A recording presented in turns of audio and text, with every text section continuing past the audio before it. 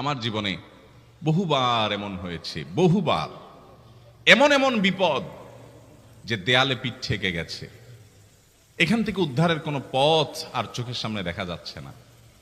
আমি এই আমলটি, এর পাশাপাশি ইস্তেগফারের আমল, যেটা দ্বিতীয় নম্বরে বলবো আমি, এই দুটি আমল কন্টিনিউয়াসলি করে গেছি, হরদম প্রতি নিঃশ্বাসে নিঃশ্বাসে, বাস টয়লেটের টাইম বাদে বাকি ফুল টাইম এটা দুরুদ এবং ইস্তেগফার অব্যাহত রাখছি।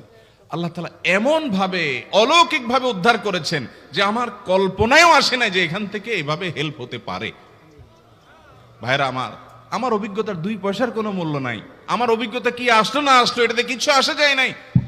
রহমতুল লিল আলামিন আল্লাহর রাসূল, আল্লাহর নবী ওয়াদা করেছেন যে আপনার পেরেশানি দূর হবেই হবে ইনশাআল্লাহ। অতএব দুরুদের আমল বেশি বেশি করব না ইনশাআল্লাহ। আমার জীবনে বহুবার এমন হয়েছে, বহুবার এমন এমন বিপদ যে দেয়ালে পিঠ ঠেকে গেছে, এখান থেকে উদ্ধারের কোনো পথ আর চোখের সামনে দেখা যাচ্ছে না।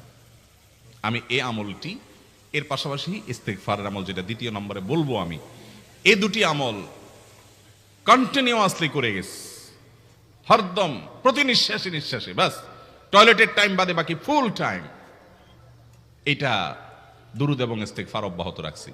আল্লাহ তাআলা এমন ভাবে অলৌকিক ভাবে উদ্ধার করেছেন যে আমার কল্পনায়ও আসে না যে এখান থেকে এভাবে হেল্প হতে পারে।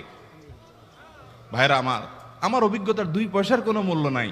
আমার অভিজ্ঞতা কি আসলো না আসলো এটাতে কিছু আসা যায় নাই।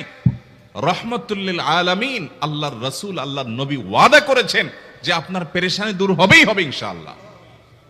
অতএব দুরুদের আমল বেশি বেশি করব না ইনশাআল্লাহ।